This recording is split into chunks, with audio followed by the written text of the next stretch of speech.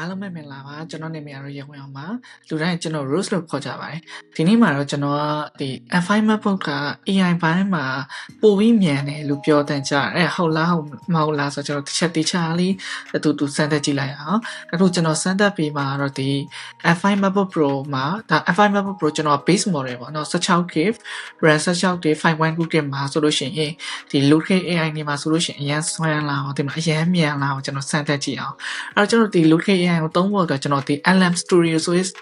application နဲ့သုံးပြမယ်ဆိုတော့ဒါကျွန်တော်ဒီ application မှာဆိုလို့ရှိရင်ကျွန်တော် AI model တွေကိုကျွန်တော် download ဆွဲထားတယ်ဆိုတော့ဒါတစ်ချက်တူသုံးကြည့်လိုက်အောင်ဆိုတော့ AI model တွေကကျွန်တော်တော်တော်များများဟိုစမ်းပြီးသုံးကြည့်ထားတယ်ဗျာဒီထဲမှာကျွန်တော်ကြိုက်တဲ့ AI model လေးရှိအဲ့ဒါဘာလဲဆိုလို့ရှိရင်ဒီ Gemma 3ပေါ့နော်ကျွန်တော် Gemma 3 4 billion လောက်လို့ကျွန်တော်ထောင်းထားတယ် Gemma 3 4B အဲ့ကျွန်တော်ဒီမှာလုပ်တင်တဲ့ချက်စားကြည့်မယ် okay အဲ့တော့ကျွန်တော်တို့စကားလေးပြောကြည့်လိုက်အောင်ဘာပြောမလဲဆိုတော့ hi who are you what can you do okay ဟာမြန်နေဗျချက်ချင်းအဖြစ်တန်းထုတ်ပေးနိုင်တော့ဟုတ်ကဲ့မြန်နေဆိုတော့ကျွန်တော်ကအခုကဒီ MacBook ရဲ့ software recorder နဲ့ပဲကျွန်တော် software record လုပ်နေတာဆိုတော့ဒီရတဲ့ RAM ရော CPU ရောစားတယ်ဗျာအဲ့တော့ဒီ local AI ကလည်းကိုယ့်ရဲ့ဒီဒီထဲမှာရှိရဲ့ internet ထဲမှာရှိရဲ့ဒီ CPU RAM ရောအကုန်လုံးစားရဆိုတော့ရင်တစ်ချက်စစ်ကြည့်လိုက်အောင်လေတော့ပို့ပြီးတော့သိပါအောင် okay memory မှာဆိုလို့ရှိရင်ဒီမှာကျွန်တော် physical memory ရဲ့ဒါကျွန်တော် RAM 16GB ပဲသူဆိုလို့ရှိရင်ဒါမှအခု memory က 12GB ကိုယူနေပြီတော့ sub memory ကတော့မယူသေးဘူးเนาะအခုကျွန်တော်ကမဆိုးပါဘူးဒီလောက်နေတာဆိုတော်တော်လေးမဆိုးဘူးလို့ပြောလို့ရတယ်ဒီမှာဆိုလို့ရှိရင်သူ AI model ကို RAM mode အတွက်ဆိုလို့ရှိရင်ဒီမှာ RAM 3GB လောက်သုံးနေရပေါ့မဆိုးပါဘူးအဲ့လောက်ဆိုလို့ရှိရင်ဒီမှာအဖြေကလည်းတော်တော်လေးထွက်တာမြန်တယ်ဆိုတော့တစ်ချက်ကြည့်အောင်34 2 second ဆိုတော့တော်တော်လေးမဆိုးရဲ့အနေခါမှာရှိအဲ့တော့ usable ပဲဖြစ်တယ်ပေါ့ဗျာအသုံးပြုအဆင်ပြေအဲ့တော့တော့နောက်နည်းနည်းပါးပါးထပ်ပြီးမေးကြည့်အောင်တင်ညာပုံစံလေးကိုကျွန်တော်တွက်ထိုင်းကြည့်မယ်နော်အဲ့တော့okay original price တာ4သိန်း okay 4သိန်းချက်ရှိရဆိုပါဆိုအဲ့ဆိုလို့ရှိရင်ကျွန်တော်ဒီမှာ sale price တာsale price ကိုကျွန်တော်3သိန်းခွဲလို့ပဲထားလိုက်မယ် okay 3သိန်းချက်ရှိရဆိုလို့ရှိရင်အဲ့လေokay ဆိုတော့ဒီမှာဆိုလို့ရှိရင်ကျွန်တော်က original price တာမှာ4သိန်းချက်ရှိရယ်ဆိုတော့ sale price တာ3သိန်းခွဲချက်ရှိရယ်အဲ့ဆိုလို့ရှိရင် discount ကို percentage နဲ့တွက်ကြည့်အောင်တော့အဲ့တော့ကျွန်တော်ဒီမှာတွက်ထားလိုက်မယ်မြန်နေမြတ် okay မတော်နေပါပြထားပြီ okay ဒီမှာဆိုလို့ရှိရင်အဖြေကစနစ်တစ်မှငါတယ် okay ဆိုတော့ကျွန်တော်တို့ဒီ AI တွေကိုပြတင်ချာပုံစံတွေမှာလည်းတောင်းလို့ရကျွန်တော်ကနည်းနည်းလေးအသက်နည်းနည်းလေးတာပြန်ပြီးတော့ဖြစ်မယ်ဆိုလို့ရှိရင်ကျွန်တော်တင်ချာကို AI နဲ့တွက်ဖြစ်မယ်တူပါတယ်အဲ့လိုမျိုးနော် okay ဒါတော့ကျွန်တော် Gemma 3 4 billion ပေါ့နော်အဲ့တော့ကျွန်တော်နောက်ထပ်ဒီထက်ပိုပြီးတော့မြင့်နေတာတခုသွားမယ်ဆို4 billion ဆိုတော့8 billion ရှိမယ်ဗျာအဲ့တော့ဒီမှာ8 billion နဲ့မှာဆိုတော့ကျွန်တော်ဒီမှာ DeepSeek ရဲ့ Quant 3 8 billion နဲ့ထောင်းတာလို့ပြီးလို့ရှိရင် Quant 3 ရဲ့8 billion နဲ့ထောင်းတာသူနဲ့တော့တူပါပဲအဲ့တော့ကျွန်တော်DeepSeek ကိုတစ်ချက်သုံးကြည့်အောင်နော်အဲ့တော့8 billion ဖြစ်လာနိုင်မြတ်သူက RAM ပိုစားပိုပြီးတော့များလာမယ်เนาะအဲဒီမှာဆိုသူ့ရဲ့ RAM ဆိုအခုဒီမှာဆို loading နဲ့တင်အောင်သူက 4.69 လောက်တော့စားနေပြီ okay အဲ့တော့သူဆောနာမေးလို့နေပဲမေးကြည့်မယ်မြတ်တင်မလားကျွန်တော်ဆက်တက်ကြည့်အောင် okay အဲ့တော့သူဘယ်လောက်ထိမြန်လဲပေါ့ okay သူက DeepSeek တော့သူက thinking model မို့လို့သူကတော့အရင်ဆုံးတွေးမယ်ပေါ့ဗျာတွေးနေပြီ okay သူတွေးပြီးတော့မှသူအဖြေကိုပြန်ထုတ်ပေးမယ်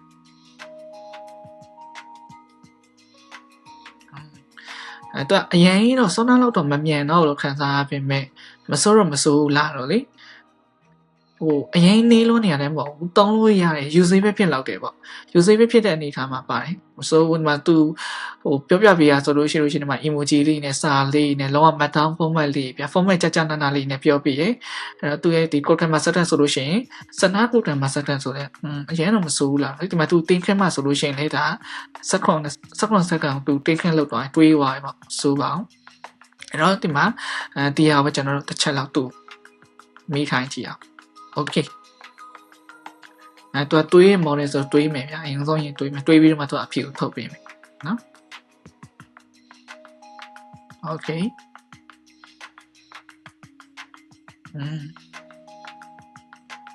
ဟိုတဲ့တွေးရဲ့အချိန်မှာတွက်ပြရဲအကုန်လုံးမြင်နေရတယ်ဗျာသိရမလားအဲ့တစ်ချက်တော့မစိုး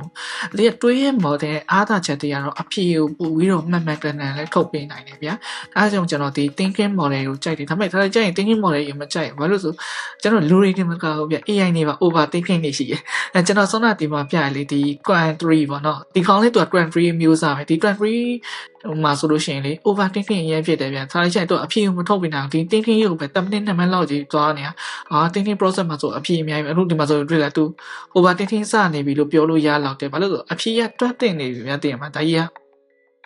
အရင်ခက်တဲ့လည်းမဟုတ်မြန်တဲ့ကိစ္စအောင်လေအဲ့တော့ဒီမှာကြည့်အောင်တွေ့လားသူ over thinking စဖြစ်နေပြီ okay ဟောဒီမှာ question mark တွေအောင်ပြန်ပြနေပြန်ပြီအဲ့ဒါမှokay ဘာတွက်နေရလဲကြည့်အောင်သူတွက်နေတာတော်တော်လေးကိုစုံနေရောဘာမှလည်းမသိရောအဲ့တော့ AI ညီမ overthinking တွေရှိရဲဆိုတော့ DC ရဲ့ဒီ8 billion မှာဒီလိုရိုးရှင်းနဲ့တင်ချာ model လေးသူတို့တွက်တိုင်းတာဟို overthinking ဖြစ်နေအဖြစ်မှန်လားမှားလားတော့တစ်ချက်စောင့်ကြည့်ရပါတော့ okay အဲ့တော့ formula နဲ့ formula ထုတ်နေပြီ formula အပေါ်မှာလည်းထုတ်ပြီးဝိုင်းတင်တာပဲအဲ့တော့ဘာဆက်လုပ်နေလဲသိ okay ဒီနေ့ပြီးရောပြပါမလားမသိဘူးပြင်မှာကျွန်တော်ပြောချင်တဲ့ overthinking ဆိုတာအဲ့အောင်ပြပါနော် overthinking တွေကအစင်ပြောအဖြေကစနစ်တရမှာဒီမှာအဖြေတော့မှန်သွားပြီဟုတ်တယ်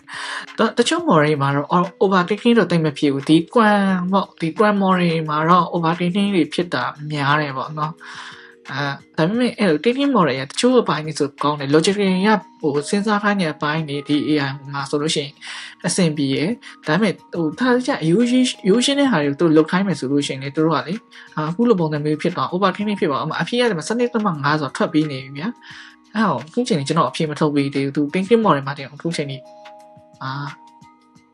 ဒီနေ့ပြီးပါအောင်အဲ့ဆိုမပြီးတော့သူဒါ loop ပတ်နေလောက်ပြီ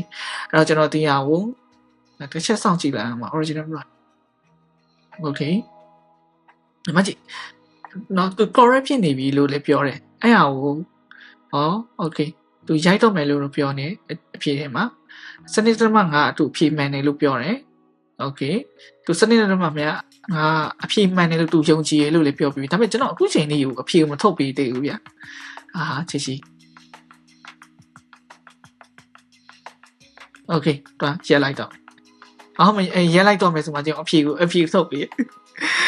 okay ဒီမှာကြည့်အဖြေဒီမှာကြည့်သူတွေးပါ2မိနစ်နဲ့55စက္ကန့်ဒါကြီးအရင်ကြာဗျာသိရမလားဒီလိုဟာလေးအတွက်လုံးဝလည်းမဖြစ်တဲ့ဆိုတော့အဖြေရစနစ်မှာမှန်တယ်ဆိုတော့ကိုတန်ကိုကြည့်မယ်ဆိုလို့ရှိရင်နေရဗျာဒီကောင်လည်းမြင်တယ်ဒါ model နဲ့ဆိုင်တာပေါ့နော်ဟို AI model နဲ့ပဲဆိုင်တော့အဲ့တော့ကျွန်တော်သူနဲ့ပြန်ပြီးတူတယ်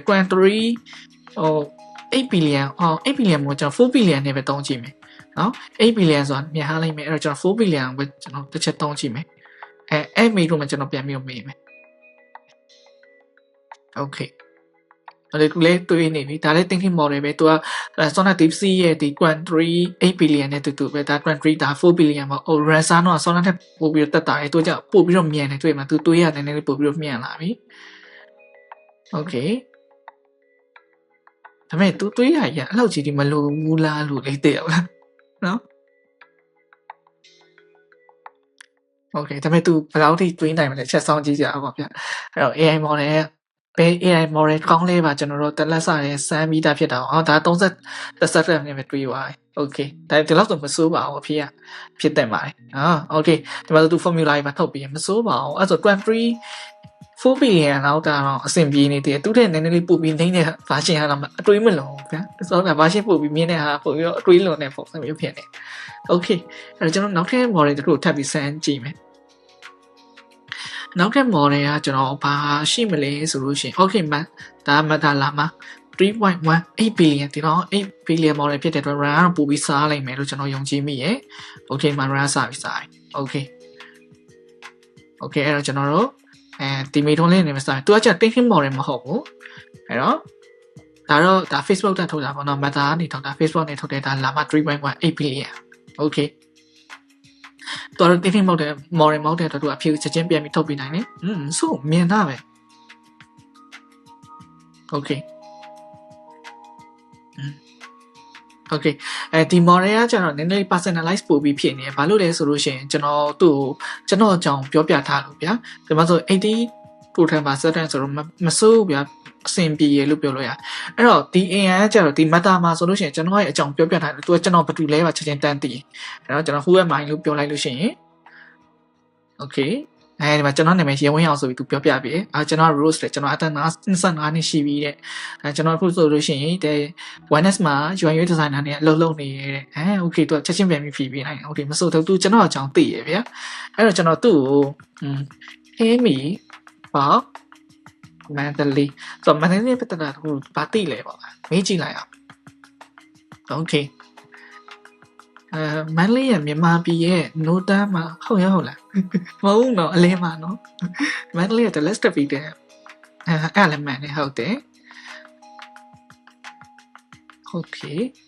တေးဦးကျွန်တော်အမရှိကြီးပဲဒီမှာသူပြောတယ်ဒီမှာဆိုလို့ရှိရင် Roaster Mandalay လာတယ်ဟုတ်တယ် Roaster တော့ Mandalay ပါဗျာအဲ့တော့သူကတော့ personalize ပို့ပြီးဖြစ်တယ်ကျွန်တော်အကြောင်းသိနေအဲ့လိုကျွန်တော်သူ့ကျွန်တော်အကြောင်းပြောပြထားအောင် okay အဲ့တော့ဆုံးတဲ့ calculation ဟာကိုကျွန်တော်တို့တွက်ထိုင်းကြည့်အောင်နော်သူလောက်မြင်မြင်နဲ့ပြောပြနိုင်တယ် okay run မစိုးအောင်သူကတော့5k နီးပါးလောက်စားရပါကျွန်တော်တကယ် run ကိုကြည့်မယ်ဆိုလို့ရှိရင်ဒီမှာ 73k စားရဘာလို့ဆိုကျွန်တော်ဒီဘက်မှာ second recording လုပ်နေရရောပါတယ်ဆိုတော့လေအဲ့တော့ some memory အခုချိန်ဒီမတုံးသေးဘူးဆိုတော့မစိုးလို့ပြောလို့ရတယ်ဗျာသိလား okay မြန်တယ် okay သူ့မှာအဖြေထွက်ပါပြီမစိုးဘူးစက်ခွန်ကိုယ်မှာစတဲ့ဆိုမြန်တယ်သူအဖြေထွက်တာလည်းမစိုးမြန်တယ်လေသူ formula လေးလည်းပါတယ်ဆိုတော့တုံးရတယ်မစိုးနော်အဲ့တော့ကျွန်တော်နောက်ထပ် model တစ်ခုထပ်ပြီးတော့စမ်းတက်ကြည့်အောင်အဲ့တော့နောက်ထပ် model ကကျွန်တော်ဘယ်ဟာစမ်းချင်လဲဆိုလို့ရှိရင်ဒီ Gen 1 4 billion လည်းမစိုးဒီလား Gen 1 4 billion ကဒီဟို country 4 billion နဲ့တူတူပဲမလို့ကျွန်တော်မစမ်းပြတော့သူ Gen ဒီ Gen ကဒီဟိုဘယ်ဟာလဲကျွန်တော်ဒီပေါ်မှာcountry 4 billion ပေါ်မှာပဲအခြေပြန်ပြီးခံထားဖြစ်တဲ့အတွက်တူတူပဲဗျာအဲ့တော့မစမ်းပြတော့ဒါပေမဲ့ဒီ Gen V1 ကပို့ပြီးတော့မြန်နေလို့ပြောတယ်အဲ့တော့ဒါပေမဲ့ကျွန်တော်ဒီရပိုင်းနဲ့စမ်းတော့3ချိန်နေမစိုးသူလည်းပို့ပြီးတော့မြန်တယ်ဒါပေမဲ့ကျွန်တော်ဒီနေ့စမ်းပြမယ်ဟာကနောက်ထပ်လူကဘာဖြစ်မလဲဆိုလို့ရှိရင်ဒီမှာ Gemma 3n ဒီဟာလေးတော်တော်လေးကောင်းတယ်တချို့လူတွေဆိုလို့ရှိရင်ဒီဟာကိုလေ ChatGPT ရဲ့ဒီ mini ပေါ့full mini နဲ့တော့နိုင်ကြတယ်ဗျာသိလားအဲ့တော့ ChatGPT full mini လောက်ကောင်းနေပေါ့အဲ့လိုမျိုးနိုင်ကြတယ်ဟုတ်လားမဟုတ်လားကျွန်တော်ချက်စမ်းကြည့်အောင်အဲ့တော့ChatGPT full mini လောက်ကောင်းမယ်ဆိုလို့ရှိရင်ကျွန်တော်တို့သိရမလားဘာလို့ cloud service တွေတောင်းမှာလဲဒီဟာပဲတောင်းမှာပါဒီမှာဒီ run လေး4တက်လောက်ပဲစတယ်ဒီမှာဆိုလို့ရှိရင်လည်းတော့ great လောက်ပဲစရဆိုတော့ကျွန်တော်on device မှာလည်း run လို့ရတယ်လေ so နော်ကျွန်တော်ထုံးစံတိုင်းပဲသူမေးခွန်းလေးမေးကြည့်အောင်ကျွန်တော် okay ဒီကနေပဲရင်စ okay okay သူနာမည်ကျမတဲ့ okay သူကတူတဲ့ဒီမိုင်းနေလားဆိုတော့တူတဲ့ကနေထုတ်ထားတဲ့ဟာလေးသူလုပ်ပေးနိုင်တာတော့ဒီဟာလေးပေါ့ဗျာ okay အဲ့တော့ကျွန်တော်ကိုတိုင်းမှာစက်တအောင်ကြည့်မယ်ဆိုရင်26လို့မစိုးဘူးတော်တော်လေးမစိုးအဲ့တော့သူတင်ချာလေးပါလေးတွတ်ထိုင်းကြည့်အောင်မစိုးဒါဆိုတော်တော်လေးမြန်နေတဲ့မှာပါတယ်ဗျာဒီမှာ usage ပဲဖြစ်တယ်နော် okay သူဆိုချက်ချင်းတွတ်ပြီးသွားနိုင်တယ်အဖေကစနစ်ဆိုမှနာဟိုဘယ်လိုပြောမလဲတိကြရဘယ်လိုမျိုးလုတ်တိုးပိုရှင်လားအဲ့လိုပုံစံမျိုးပြောရမှာလား25ဆိုတော့မြန်တာပဲတော်တော်လေးမြန်တယ်ဗျ oh my god မိုက်တယ်ဆိုတော့ M5 တာမစိုးဘူးလို့ပြောလို့ရကျွန်တော်အရင်တော့ M1 သုံးတာဗျာကျွန်တော် M1 တော့ဒီလိုမျိုးအဖြစ်ရဖို့ဆိုလို့ရှိကြားတယ်ဗျာသိလား F5 မှာသူကဒီ new accelerator တွေလားမသိဘူးအဲ့လိုမျိုးဒီအကုန်လုံးစီမှာထည့်ထားဗျာသိလားအဲ့တော့တော်တော်လေးကိုမိုက်တယ်ဟို AI နဲ့ပတ်သက်ပြီးတော့ပို့ပြီးမြန်သွားတယ်ဗျာသိလားဒီ RAN 60က RAN 60ပဲဒါပေမဲ့ AI နဲ့ပတ်သက်လို့ရှိရင် RAN 60ချင်းတွင်တော့မှသူကပို့ပြီးတော့မြန်တယ်အဲ့လိုမျိုးအဲ့ဒီက AI လို့ပြောရတာမှာသူက locally AI ပြောတာကျွန်တော်ဒီ computer ပေါ်မှာရှိ on device AI ပြောတာနော် okay အဲ့တော့ကျွန်တော်locally ဆိုမှကျွန်တော်လေ Apple Intelligence model နဲ့ဟာကိုတစ်ချက်ဟိုတုံးကြည့်ပြမယ်နော်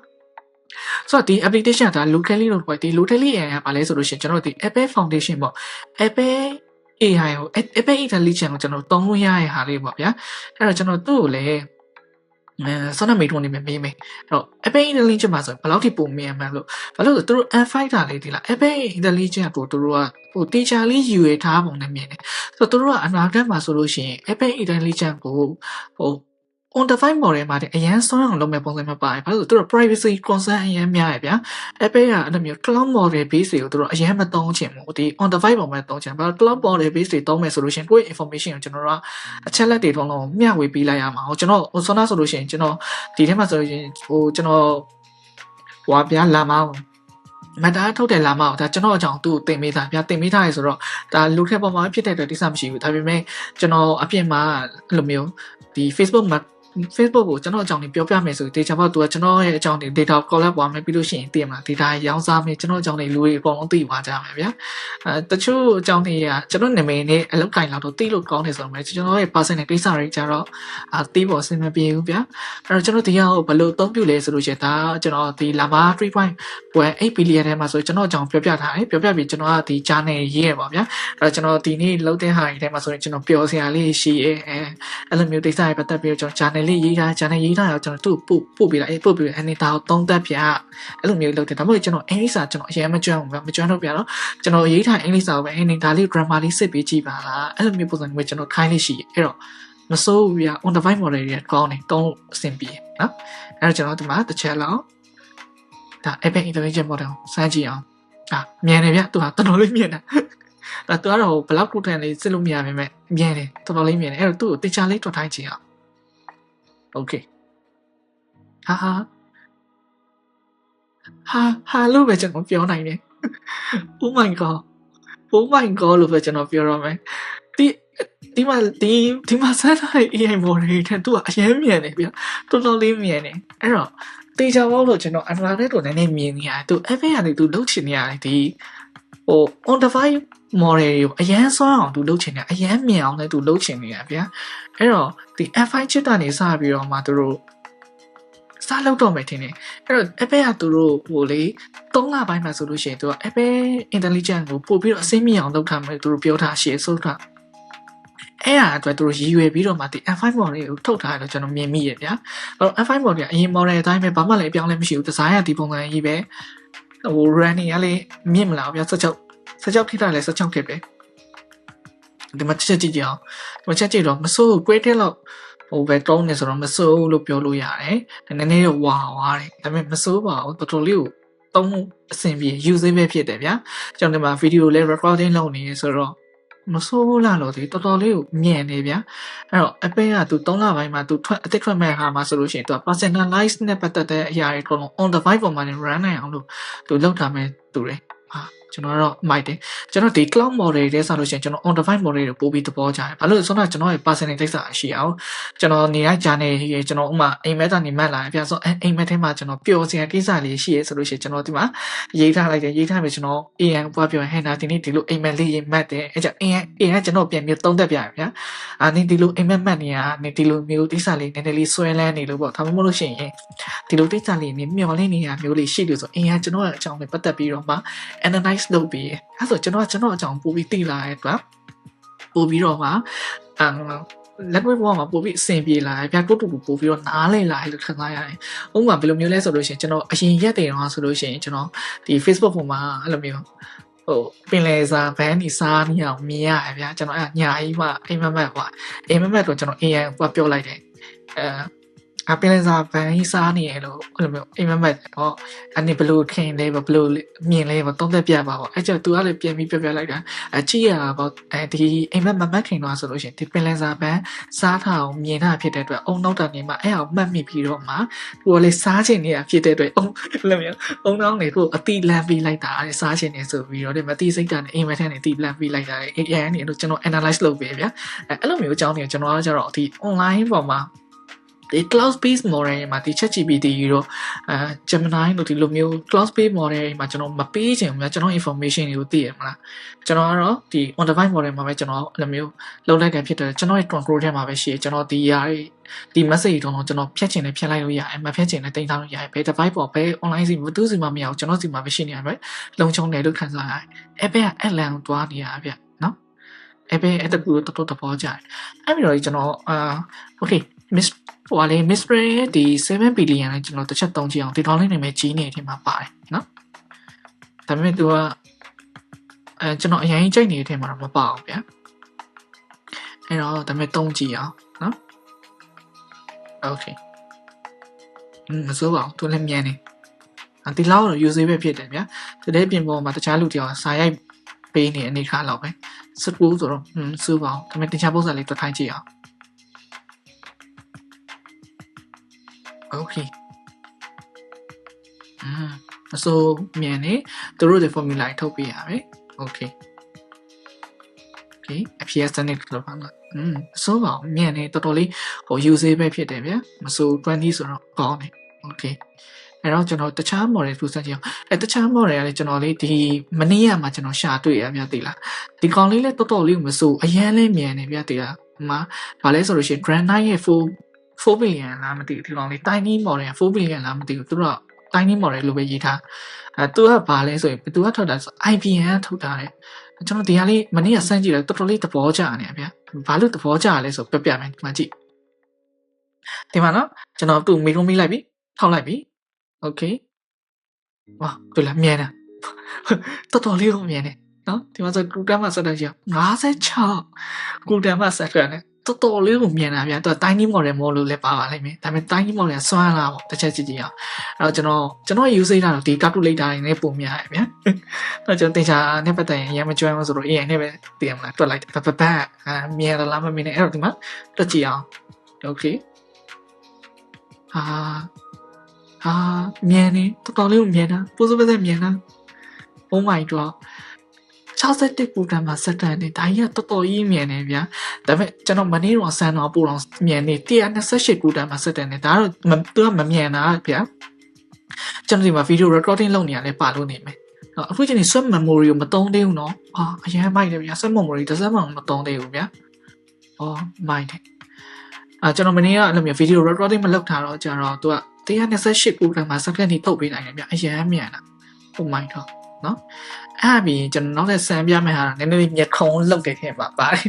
အဲ့ဒါဘာလဲဆိုလို့ရှိရင် ChatGPT ရဲ့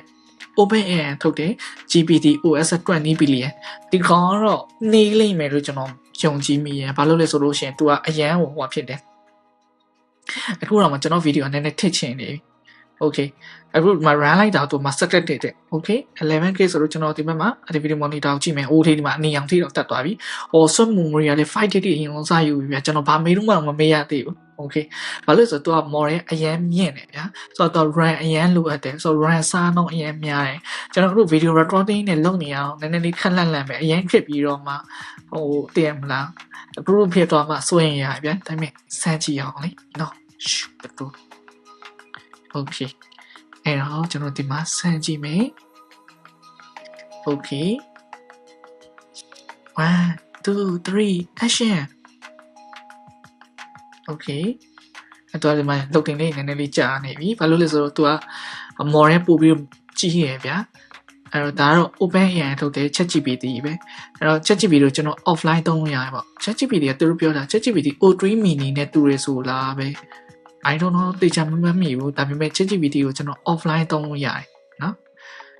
ဒါပေမဲ့ model ရဲ့အရင်ကြည့်တော့ကျွန်တော်မှကြည့်အောင်တော်တော်လေးကြာနေပြီ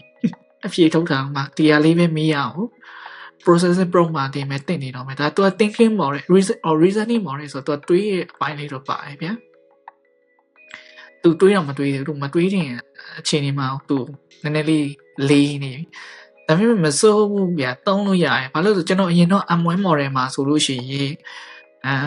အရန်ကြာတာပိုးစိုးပတ်ဆက်ကိုကြာတာအဲ့တို့ဒီဟာကြာတယ်ဆိုပေမဲ့ကျွန်တော် M1 သုံးတော့လောက်သိမကြာအောင်ဗျာပြောမယ်ဆိုလို့ရှိရင်တော့ကြာတော့ကြာအောင်သိတယ်မလားအရန်တော့မမြန်ဘူးဒါပေမဲ့နည်းနည်းလေးတော့ use ပဲဖြစ်ပါတယ်နည်းနည်းတော့အဲ့လိုပဲပြောရမှာပေါ့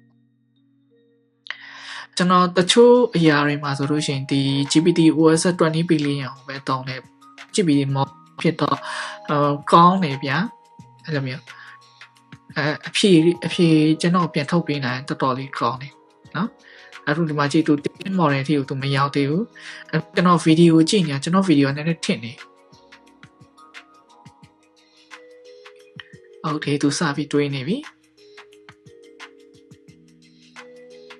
okay ဒီက video recording လုပ်နေလို့လည်းပါတယ် video recording မလုပ်နေဗျာ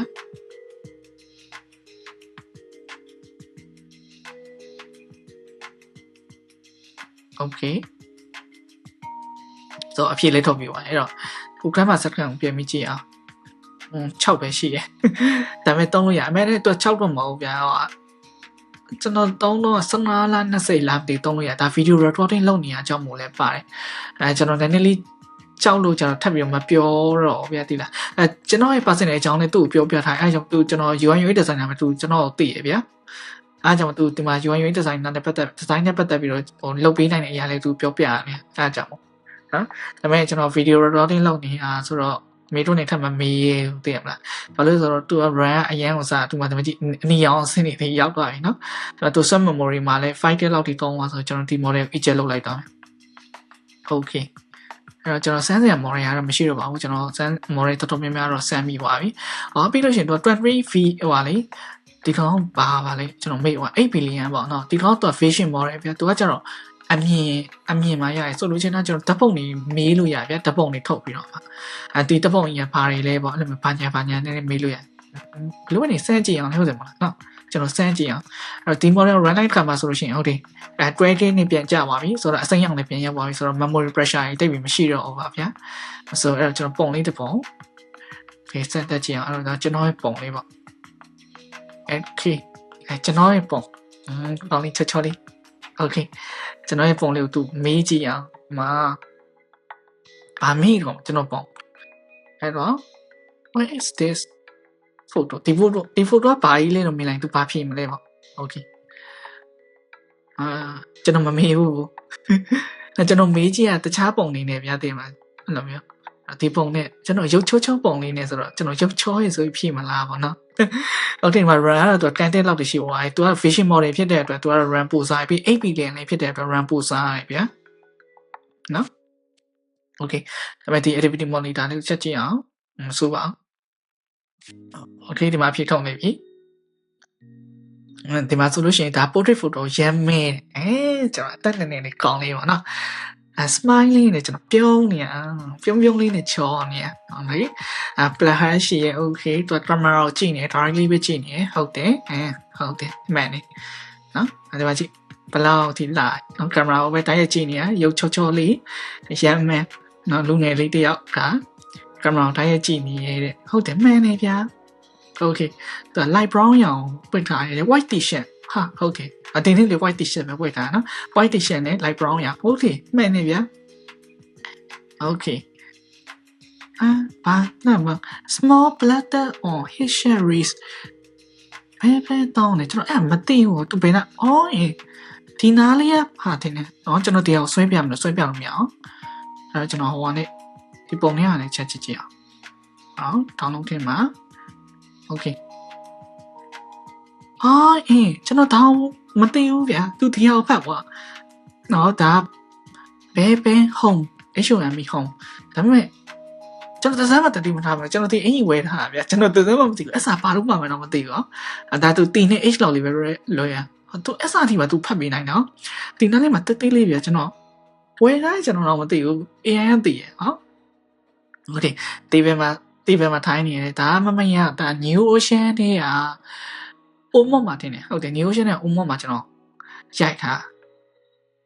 okay အဲ့တော့ restaurant cafe ဒါသူပဲလို့တင်ပါလေ background က blur ဟုတ်တယ်ကျွန်တော်က background ကို blur effect လေးထည့်တာ blur ဖြစ်နေ okay ကျွန်တော် bouquet ရမ်းကြိုက်တာဗျာအဲ့တော့ကျွန်တော် bouquet လေးကျွန်တော်သုံးထားရှိရယ် modern ဖြစ်တယ် colorful light လေးဖြစ်တယ် blue and purple တဲ့ဟုတ်တာပဲ blue and purple ဖြစ်နေနော်ဒီနားလေးမှာနောက်ထပ်နေ bouquet လေးရတယ်မစိုးကျွန်တော် bouquet လေးကျွန်တော်ရမ်းကြိုက်တာနော်ဒီဟာလေးကကောင်မလေးတယောက်ရိုက်ပြီးထားဗျာကောင်မလေးတယောက်ရိုက်ပြီးထားကျွန်တော်မျက်နှာပြုံးလေးနော် okay so he holding fork in right hand အမေနဲ့ပြောမယ်ဆိုရင်ဒီကနည်းနည်းလွယ်ကျွန်တော်ညာဘက်ကဒီလိုမျိုးလက်ကိုဒီလိုမျိုးချထားဗျာသိလားအဲ့လိုမျိုးခင်းကိုမခိုင်ထားဘူးဒါပေမဲ့အဲ့ရှေ့မှာကျွန်တော်ခင်းရှိနေဗျာခင်းခါတဲ့ဘယ်လိုပြောမလဲဖန်ခွက်လာမသိဟုတ်တယ်ခင်းခါရဲ့ဖန်ခွက်ကြီးရှိနေအဲ့ဖန်ခွက်တွေထဲမှာခင်းနေထားတာဗျာကျွန်တော်ပုံမမှာဆိုတော့လေအဲ့လိုမျိုးထားတာကျွန်တော်ရှေ့မှာဖြစ်နေရခင်းပုံရပါနေဗျာကျွန်တော်တိုင်ထားတော့မဟုတ်ဒါပေမဲ့အင်းဘယ်လိုသိမှာဒါပေမဲ့ဒီလောက်သိအောင်မစိုးလို့ပြောလို့ရတယ်ဗျာနော်ညာဘက်လက်သူပဲညာပါသိရဗျာဟုတ်တယ်မှန်နေတာကျွန်တော်ညာဘက်လက်ဗျာသူပဲညာတွေပါသိရ okay နော်finish and me တဲ့ okay okay အဲ့တော့ wow wow လို့ပဲပြောစရာရှိတယ်အဲ့တော့ဒီလို AI model ရှိခြင်းအပြင်ကျွန်တော်နေ့စဉ်ဘဝထိုင်းရပို့ပြီးတော့မှအဆင့်ပြေးလာရဗျာသိလားဘယ်လိုမျိုးလဲဆိုလို့ရှိရင်တချို့အလုပ်တွေပို့ပြီးတော့လည်းပေးလာအခါကျရင်ကျွန်တော် UI UX designer ဆိုကျွန်တော်မေးရဗျာသူတို့မေးရအဓိကကဗျာကျွန်တော် cloud model ကိုမသုံးတာတော့မဟုတ်ဘူးသုံးတယ်ဒါပေမဲ့တချို့ဟာတွေမှာကျွန်တော်မသုံးဘူးဘာလို့ဆိုတော့တချို့ဟာတွေကကျွန်တော် release မဖြစ်သေးတဲ့ product တွေပြီးလို့ရှိရင်ကျွန်တော် camera ရဲ့အကြောင်းအရာတွေဆိုတော့လေတည်ရမှာကျွန်တော် cloud model ကြီးကိုမပေးချင်ဘူးဗျာတစ်ခါကျလို့ရှိရင်လည်းတည်ရမလားကျွန်တော်ရဲ့ကိုယ်ပါ Android ပိုင်းလေးရှိရင်အဲ့ဒါကိုကျွန်တော် cloud model ကြီးမပေးချင်ဘူးအဲ့လိုမျိုးအချိန်မှာကျွန်တော် AI နဲ့ဆွေးနွေးချင်တယ် AI စီကနေအကူအညီလိုချင်တယ်ဆိုလို့ရှိရင်ဒီလိုမျိုးကျွန်တော်ကတော့ကိုဒီ locally AI နဲ့ပဲတုံးလိုက်တယ်ကျွန်တော်အရင်တော့ဆိုကျွန်တော် Olama တုံးတယ်နော်ဒီမှာကျွန်တော်တစ်ချက်ပြအမOkay ကျွန်တော်တရားလေးထုံးတာဆို Olama တုံးတယ်ဆို Olama ထဲမှာဆို model တွေထောင်းလို့ရတယ်ဒါ GPT OSS ဆိုတာဆောင်းတာပဲဒါ20 billion သူက dating model ကျွန်တော်တရားကိုတုံးတာအခုကျွန်တော်အခုနောက်ဆုံးပြသွားတာဒီမှာ 20 VR ဆိုတဲ့ဟာလေးတရားလေးသူက vision language model ဗျာနော်အဲ့တော့ကျွန်တော်8 billion နဲ့တုံးပြသွားသူကအဲ့လိုမျိုးဒီ billion များလေး run ပို့ပြီးတော့လိုအပ်ချက်တွေပို့ပြီးတော့များလာလေးပဲနော်PTC R1 လို့ကျွန်တော်တုံးပြသွားတယ် 20 code ကတော့ကျွန်တော်မတုံးပြသွားဘာ30 billion မနိုင်ဘူးလို့ကျွန်တော်မြင်ပြီးနော်Java 3ထဲမှာဆိုလို့ရှိရင်ကျွန်တော်4 billion လဲတုံးပြသွားတယ်ကျွန်တော်12 billion လဲတုံးတယ်ဗျာသိလား12 billion လဲတုံးတယ်ဒါပေမဲ့ဒီမှာတော့မစမ်းပြတော့ပါဘူးဆိုတော့ query ပေါ်ရဲဆိုလို့ရှိရင်ကျွန်တော်4 billion ရော8 billion ရောတုံးတယ် lightweight model မှာဆိုရင်ကျွန်တော်1.7 billion တောင်းကျွန်တော်ဖုန်းမှာဆိုလို့ရှိရင်ကျွန်တော်ဒီ iPhone မှာဆိုလို့ရှိရင်ဒီ1.7 billion ကျွန်တော် download ဆွဲထားတယ်ကျွန်တော်ရဲ့ဒီ iPad မှာဆိုလို့ရှိရင်ဒီ1.7 billion ကျွန်တော် download ဆွဲထားတယ်ဆိုတော့ကျွန်တော်လိုအပ်လာလို့ရှိရင်ချက်ချင်းAI နဲ့လိုက်ပြီးတုံးလို့ရတယ်ဗျာနော်Llama 3.1ဒါ8 billion ဒါဆိုတော့ကျွန်တော်တုံးပြရတာ Facebook ကနေထုတ်တာနော် Llama 3.2 လေးရလည်းမစိုးဘူးတောင်းတယ်sorry ကျွန်တော်တုံးလိုက်ရ Llama 3.2 3 billion ထင်တယ်ဟုတ်တယ်ကျွန်တော်တရားလေးတုံးတယ်နော် Okay ဆိုတော့ Mystery 7B တုံးပြရင်ကျွန်တော်တရားလောက်တော့တုံးလို့ရအောင်မယ် 2.57 billion ဒါပေမဲ့ကျွန်တော်အဲ့မှာမလို့တော့နော်ဆိုလိုချင်တာကဗျာ AI model တွေကဒီမှာကြည့်အောင်အများကြီးရှိအဲ့ကိုအများကြီးတက်ကိုကြိုက်တဲ့ model ကိုသုံးရတယ်ဒါပေမဲ့ကျွန်တော်ဒီ LM story ကိုရွေးရခြင်းအကြောင်းရင်းဘာလို့လဲဆိုလို့ရှိရင်ကျွန်တော်ကဟိုပါပေါ့ဒီ MLX model ပဲသုံးချင်တော့သူကဒီ MLX ကဘာလဲဆိုလို့ရှိရင်သူက Apple အတွက်တီးတယ်ဗျာကျွန်တော်ဒီမှာဆိုလို့ရှိရင်ဒီ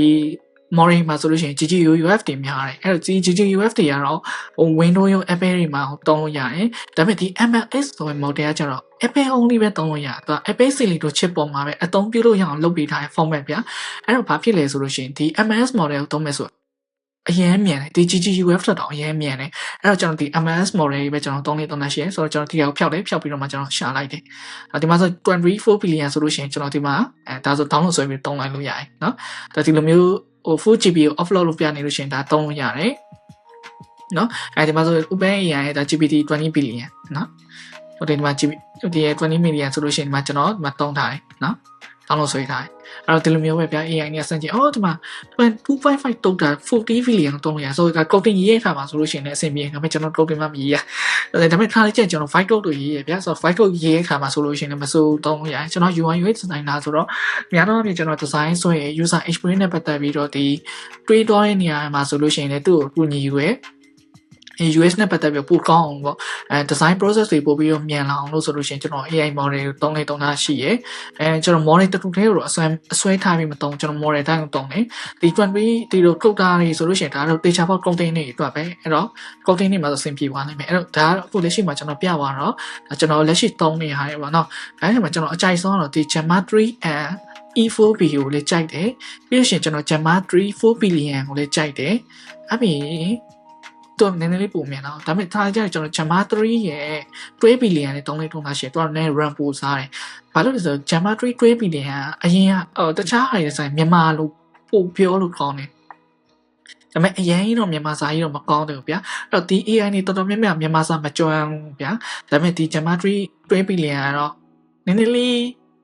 မကြွမ်းမိမယ်တခြားတွေတော့နည်းနည်းလေးတော့ပိုကောင်းတယ်ဗျာဒါပေမဲ့အရင်တော့တုံးလို့မရတယ်ဒါပေမဲ့ Gemini ကတော့ cloud model ပေးဖြစ်တဲ့ Gemini ကတော့လုံးဝမြန်မာစာကို share ကြီးပဲကြော့ခေါ်နေရမယ်ကျွန်တော် Gemini ကိုပို့ပြီးသုံးများလိမ့်ရှင်အရင်တော့ကျွန်တော် ChatGPT တမန်များကျွန်တော် ChatGPT နဲ့ပဲနေတိုင်းသုံးတာရှိတယ်ဒါပေမဲ့ခုနောက်မှာကျွန်တော် Gemini နဲ့ပဲပြောတော့ဘာလို့လဲဆိုရင်မြန်မာလိုပို့ရအောင်ကျွန်တော်မြန်မာလိုပဲနေတိုင်းပြောရတယ် Gemini နဲ့လေ